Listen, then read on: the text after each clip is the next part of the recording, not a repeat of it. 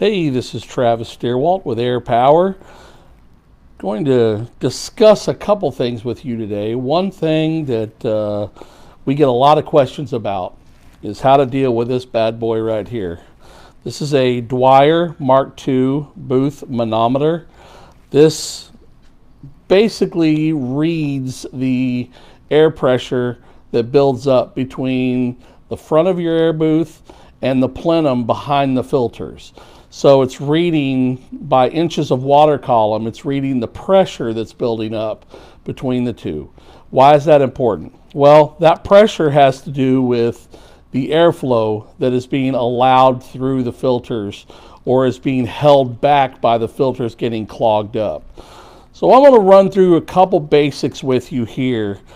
First thing, when you're installing a manometer, this is the Mark II Dwyer manometer.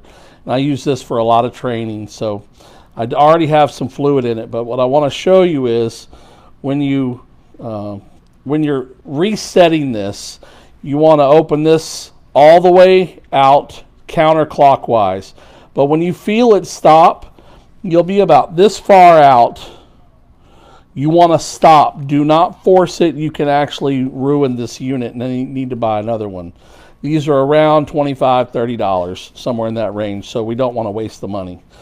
But roll it all the way out counterclockwise, and when you feel it stop, at that point, you open up your fluid reservoir, and then you would take this, take the top off, and pour fluid in just till you can see it.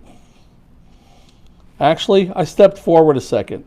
When you roll this all the way back out, take a black marker and put a marker tip right here just so you have a little mark. Now go back 3 revolutions and you'll see I already have fluid in here, so you'll start to see the fluid show up. But that's going to start showing somewhere in this area. When you start putting fluid in, you want it to stop. You want to stop when you hit about this area right here, okay? When you start showing the red fluid, stop. Make sure you put your stopper back on, okay? And then make sure when you install it that you're good. And you can take this and put it to about a 1/2 inch of water column. Some people prefer to go all the way to the 0 to know when they install this that 0 is this can be when you have no filters in the booth. But when you put new filters in the booth, you want to make sure you try to put it at 0 with new filters in the booth. That's going to do a couple things for us. I'm getting a little ahead of myself, but what it's going to tell us, this is inches. Now that's a 1/10. This is 20, all the way up to a full inch of water column pressure, 2, 3. So if I was to ask you at what point in this movement here, in this chart, do you need to change your filters? I have no idea. Depends on your booth. It depends on the airflow in your booth. So what I can tell you is we have these arrows here. Hopefully you can pick those up. On a manometer, you will typically find a green arrow with a line and a red arrow somewhere over here with a line. But that takes time to get that calibrated properly where you're going to put those arrows.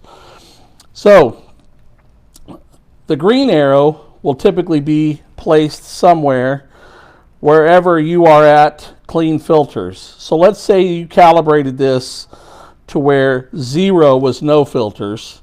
And when you put clean filters in, your pressure was maybe somewhere at 0.10 or 0.15, somewhere in this range here. You're going to put your sticker with an arrow point to that position on this meter. Then you're going to come behind you. Let's get that off. It wasn't letting go of me. Then you're going to come behind that, and there's a technique that you can use. You can do one of two things. You can start spraying your parts in your booth with clean filters, and someone or yourself in the plant can keep using a digital manometer or a digital airflow meter or a vanometer, and you start watching the booth. You start watching that. You constantly take airflow readings. And at the point where the airflow in your booth is at a point where OSHA says it needs to be changed, or NFPA 33 says it needs to be changed, at that point you put your red arrow. Maybe that's 1, maybe that's 2, depending on how your booth is breathing and how you're working. So eventually very quickly you'll have a green arrow somewhere here and a red arrow somewhere here. When your filters, as they build pressure, that red will continue to get bigger and bigger and bigger, and will grow to the point where that red will be all the way up here to where it matches the red arrow. It's time to change your filters. Now, how does this magically read the airflow? Well, we have two things working for us here. We have a high air sampling and a low air sampling. Have this hose, and I'm going to cut off a section of hose. It's this simple, folks. I'm going to cut off a section of hose to show you how this works. So keep your hoses together if you can. For when they're coming to here, keep them as close together as you can for a little while. They will pull apart.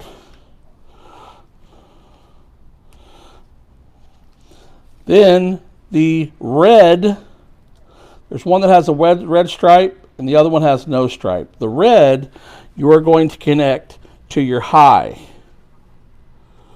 It's just as simple as that.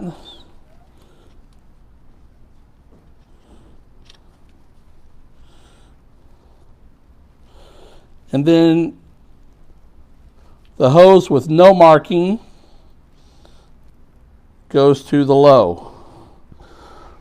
Now, these will be much longer, and this cable system will split, and the high will now connect to an insert or a hole basically through the booth into a connector that's going to air sample inside the spray booth area where the operator is, about 6 to 10 inches roughly, maybe closer than that, to the filter wall.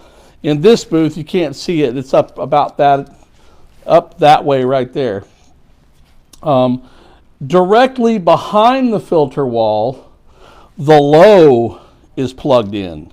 So this is now reading the pressure differential between and the airflow movement between both. Okay, so we've been discussing the Dwyer Mark II manometer.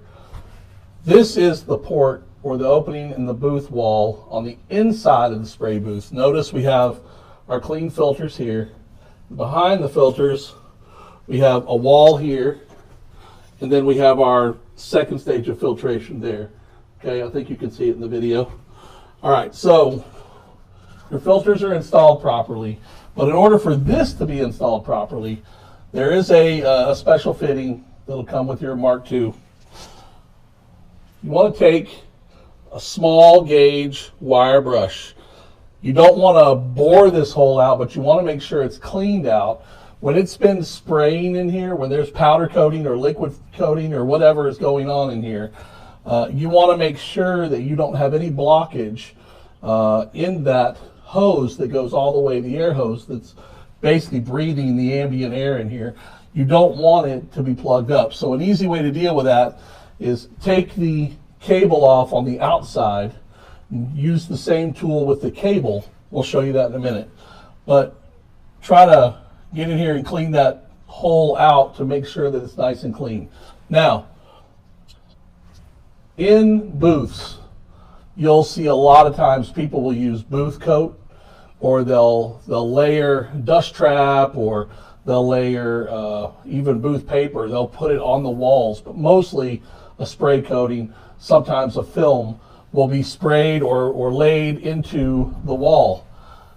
there are many times where that has gone right over this, or nothing was put here, and over time, this all got covered up in paint overspray, slowly building up, slowly building up, slowly building up.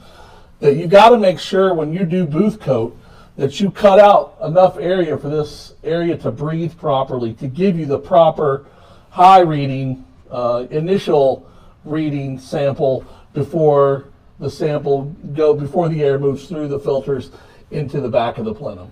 So now we're going to move to the back of the plenum from the outside and show you what we're talking about with the connections from the outside. Okay, now we're on the outside of the spray booth, and as you can imagine, you can see the high cable, which is the red line, comes to the front of the booth wall. So our booth wall is right here, okay? Our 2 layers of filters are installed right between here. On this side, we have our low cable, and our low is our post filter plenum air reading. So the health of this unit, you can see that the wall that you just saw has brand new filters in it. They have not had any paint time in them at all, so you can see this is really low. We do not have our arrow set up here. This is just a test and a sample booth, so we're not watching. We change our filters pretty regularly here. What we're looking for here is the health of our connectors here in our air sampling readings from here. So what we're going to do is take that same wire brush that we use inside the filter wall, and we are going to come up here and disconnect our hose. At first you want to look in it, make sure that it is clean, and then make sure that that connector area is clean and no debris in there. If you see something go way off on this, there might be something clogged up inside. And again, you have all that extra cable with your Dwyer Mark II manometer that you can actually just cut another one and replace these lines. Then you want to come up here to the insert for the air. You want to make sure that little fitting is clean. Go all the way through to the other side, making sure it's clean, and then reconnect. Simple as that. We're going to repeat that with the low setting. We're going to come in here, make sure our nozzle is clean, and then look and inspect and make sure that the hose is clean. And then we're going to reinstall that. And we should be go. It is that simple. Again, always making sure that this unit is installed properly with the 2 screws to make sure that you are level at all times, because not being level will mess with this line here. It'll force it either direction and you will not get an accurate reading that way. So there you have it, the care of your Dwyer Mark II manometer from the outside and the inside of the booth. You'll see I have a couple tools out here. Other than the tools to basically install this to the wall, which is going to depend on what your situation is, but most likely just a screw that'll self-tapping screw that can take you into the booth wall. This little device here, it's just a wire brush for a tube or whatnot. A lot of times I will take these apart and I will clean out the channels here just to make sure I don't have anything blocking. And then on the side of the booth, on the inside and the outside of the booth, I will clean those where the hose plugs into there. These here, actually Air Power has a spray cleaning kit.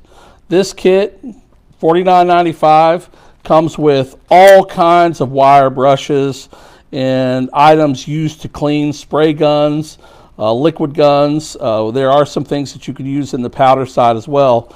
But inside this kit is a small group of small wire brushes that are perfect for cleaning and keeping your Dwyer in tip-top shape.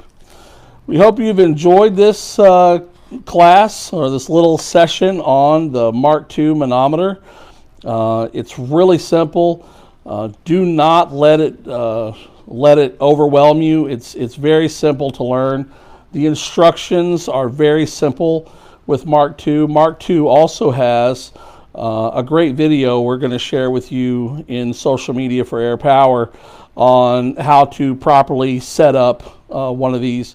They'll do a better job than I did, but just trying to show you from the Air Power perspective things that we deal with. If you would like to order this kit or order a Mark II manometer from us, you can call us at 1-800-334-1001. Visit us online at airpower-usa.com, or watch more videos like this at any of our social media sites: LinkedIn, Facebook, Twitter, YouTube, Instagram, you name it, we're on it. Just reach out to us and we'd be glad to help you. Thank you for watching and have a great day.